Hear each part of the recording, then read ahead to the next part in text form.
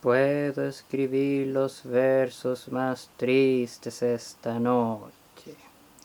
Escribir, por ejemplo, la noche está estrellada y tiritan azules los astros a lo lejos. A todos y todas nos hicieron aprender alguna vez en el colegio algún poema de Pablo Neruda. Nos dijeron que cada vez que mencionáramos su nombre teníamos que sentir orgullo, ¿cierto? Porque era el chileno más famoso en el mundo, junto con Condorito y en otros tiempos con Iván Zamorano. En Chile 39 colegios llevan su nombre y solamente en Santiago 20 calles se llaman Pablo Neruda. Además, en países como Argentina, México y Francia también podemos caminar por calles llamadas Pablo Neruda. Incluso ni siquiera es extraño que una de las canciones más machistas de Ricardo Arjona mencione a Pablo Neruda, porque justamente eso es algo que los une para siempre, el machismo.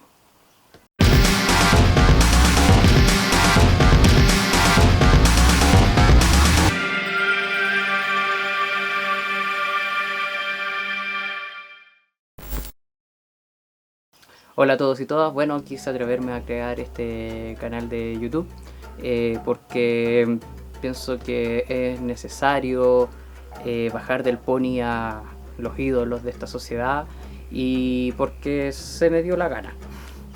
Hoy voy a hablar de una memoria que después de 44 años ha causado una controversia gigante en torno a la figura de Neftalí Reyes, como nosotros le conocemos, Pablo Neruda. Se trata de la violación confesada por parte del poeta a una mujer tamil en Sri Lanka mientras él era cónsul en ese país. Comencemos.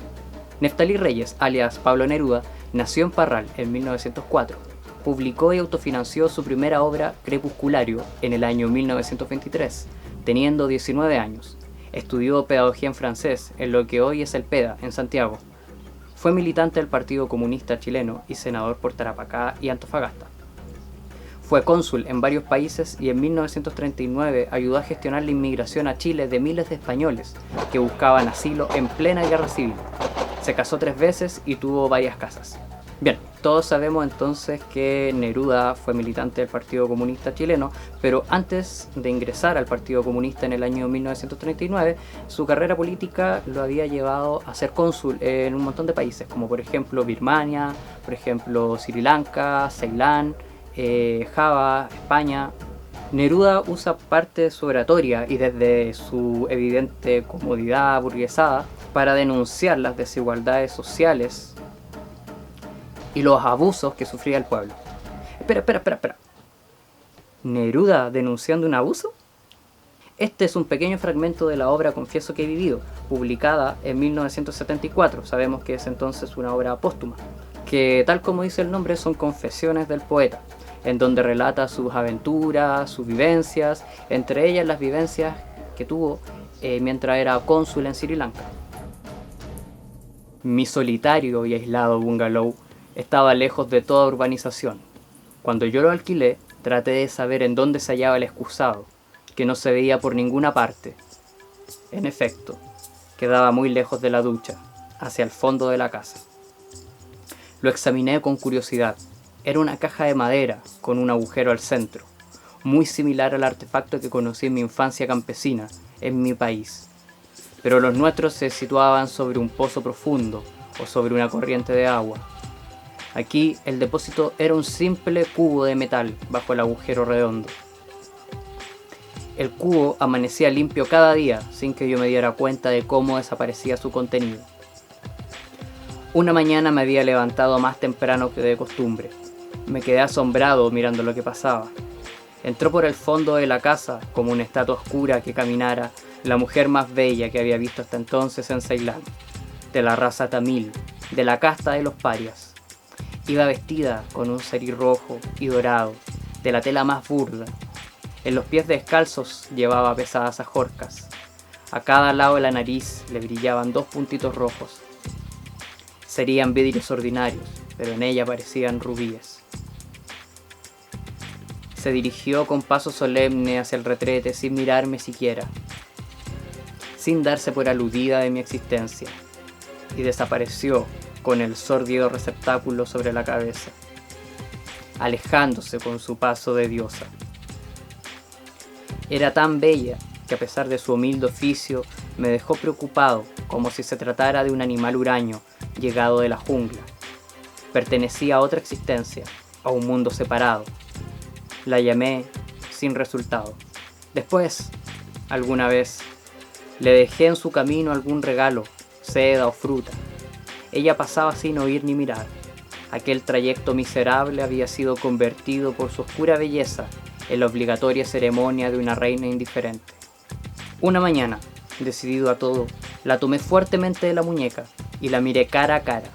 No había idioma alguno en que pudiera hablarle. Se dejó conducir por mí sin una sonrisa y pronto estuvo desnuda sobre mi cama. Su delgadísima cintura, sus plenas caderas, las desbordantes copas de sus senos, la hacía igual a las milenarias esculturas del sur de la India. El encuentro fue el de un hombre con una estatua. Permaneció todo el tiempo con sus ojos abiertos, impasible. Hacía bien en despreciarme. No se repitió la experiencia.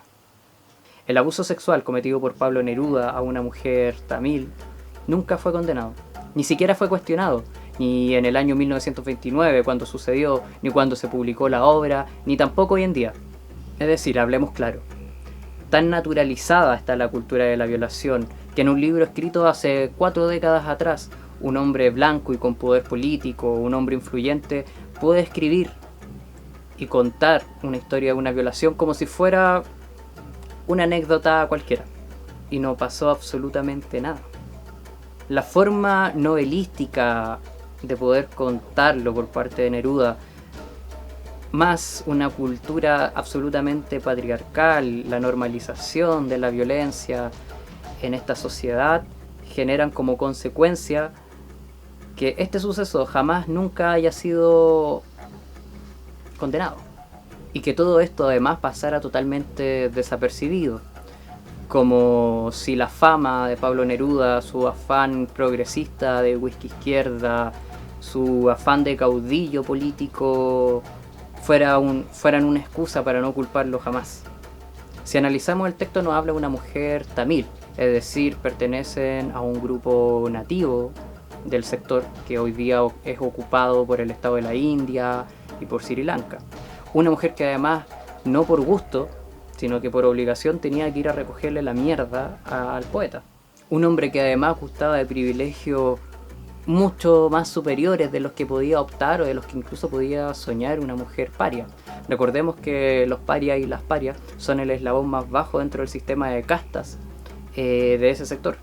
Los parias no poseen absolutamente ningún derecho, es más, están condenados para hacer las labores más denigrantes que puedan existir. Además que tristemente suelen sufrir todo tipo de abusos, de vejaciones y todo tipo de vulneraciones que nos podamos imaginar, y no pasa absolutamente nada. Por mucho que el poeta se haya referido a la belleza de la mujer en su texto, él lo que está haciendo es confesar una violación. Es decir, Neruda se está aprovechando de su posición, se está aprovechando de su poder. Nos hace llegar a la conclusión de que el poder de una persona sobre otra, estoy hablando de jerarquía, estoy hablando de autoritarismo, siempre tiene por consecuencia el abuso, siempre tiene por consecuencia la denigración hacia otra persona. No solo se nos ha incentivado desde los colegios y desde la cultura a sentir orgullo por un poeta violador, sino que además en otro punto de sus historias de zorrón de la época, logramos ver que además es culpable de abandono en todo su sentido, en el amplio sentido de la palabra, y ya es tiempo de que la historia lo juzgue. Una víctima silenciosa, frágil y pequeña, una que siquiera alcanzó a conocer al poeta abusador, el secreto que Neruda guardó hasta su muerte, tenía por nombre Malva Marina. Malva Marina, hasta donde sabemos, fue la única hija que tuvo Pablo Neruda.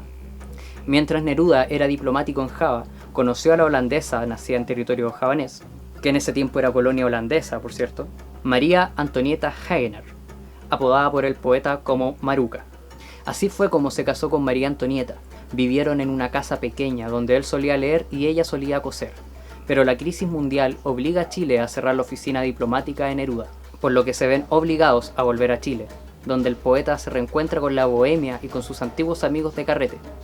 Mientras María Antonieta, sin siquiera saber el idioma, se ve obligada a quedarse en casa distribuyendo los gastos, con las sobras del dinero que el poeta gastaba en sus fiestas y en sus lujosos encuentros intelectuales y locos. Neruda intenta incluir a su esposa en sus encuentros, pero ella no se siente cómoda. Como mucho logró entablar una relación de amistad y una relación mucho más cercana con María Luisa Bombal, que sabemos también es escritora. Neruda quiso reencontrarse con su antiguo amor, Albertina Zócar, mientras María Antonieta algo tuvo con el cronista y escritor Joaquín Edwards Bello. Entonces Neruda y su esposa viajan por razones diplomáticas hasta Argentina, donde incluso reciben esta vez a una triste y deprimida María Luisa Bombal, quien se hace testigo del sufrimiento de María Antonieta producto de las andanzas de Neruda. Y es en este punto de la historia donde María Antonieta queda embarazada del poeta, quienes, a pesar de todos los conflictos que tenía, parece que en este momento les vuelve la alegría al cuerpo, con la noticia del embarazo. Es en su estadía en España, en 1934, donde nace Malva Marina, una niña con hidrocefalia severa, a quien se le diagnosticó una vida bastante corta. Neruda, quien estuvo contento de recibir la noticia de ser padre, ahora huía al saber de la enfermedad de su hija.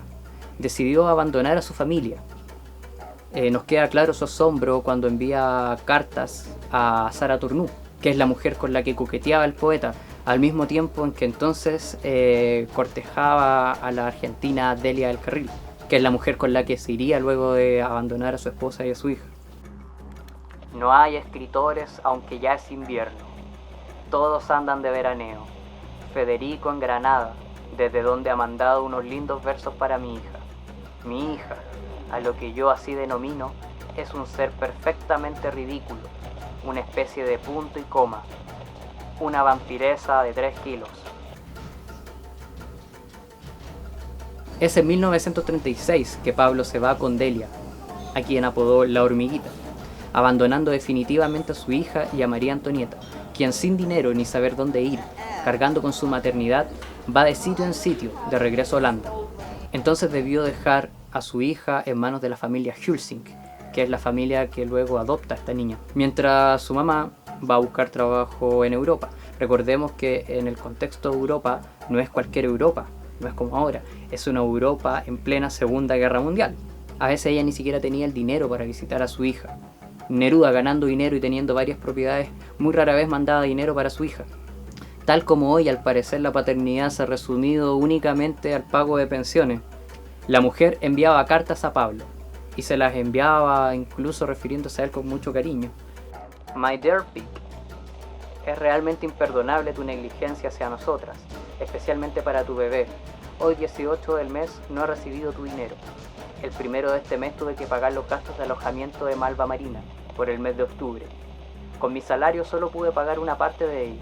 Qué vergüenza realmente. Ellos son tan buenas personas. Nunca encontraré gente tan buena otra vez. Malva es muy apegada a ellos. Ella ha progresado mucho mentalmente. Ahora ni siquiera puedo ir a verla, porque no tengo ni siquiera un centavo. Mi último dinero será gastado en enviar esta carta. La periodista Alejandra Gajardo en algún momento da con el paradero de Frederick Hulsing, quien es hijo del matrimonio Hulsing, quien jugaba con la niña Malva Marina mientras la guerra y el hambre carcomían de pobreza a la familia, y mientras tanto Neruda, despreocupado, consumía su dinero muchas veces en fiestas y parrandas, etc. Frederick ni siquiera se le pasó alguna vez por la mente de que esa niña, la que paseaba en el carrito, era hija de alguien que tiempo después iba a ganar el Premio Nobel de Literatura. La niña jamás pudo hablar ni caminar y nunca tuvo atención médica. Malvita Marina falleció en el año 1943 teniendo solo 8 años. La madre, María Antonieta, envía una carta a Neruda avisándole de esta noticia y pidiéndole que por favor se junten. Esa carta jamás tuvo respuesta. La mujer es invitada a Chile por el presidente tirano Gabriel González Videla, quien era un enemigo político del poeta. Intentan entonces que ella pueda desprestigiar públicamente a Pablo, pero como no lo hizo, fue olvidada nuevamente. Siendo una mujer adicta y pobre, totalmente triste, deambula por Santiago. Incluso en varias ocasiones es detenida por tráfico y por consumo de drogas. Logra conseguir algo de dinero para volver a Holanda, donde finalmente muere en la total miseria en el año 1965. Los restos de ella hoy en día están en una fosa común. Los restos de Pablo Neruda descansan en su casa en Isla Negra. La desigualdad de clases que Pablo Neruda denunciaba se logra visualizar absolutamente en estas experiencias del mismo poeta. Un Neruda burgués, propietario, adinerado, un Neruda con poder, un hombre blanco, versus una mujer tamil, indígena, pobre, cuya violación fue totalmente normalizada y que pasó totalmente desapercibido. Otra mujer abandonada en su dura maternidad, que termina pobre, adicta en las calles. Una niña que jamás conoció a su padre y que jamás pudo tener atención médica por la falta de dinero, mientras su padre ganaba millones. Lo cierto es que hasta ahora a Neruda se le han perdonado absolutamente todas sus vejaciones por su fama y por sus obras. ¿Será esto justo? Nos vemos en un próximo video. Peucayal Compuche.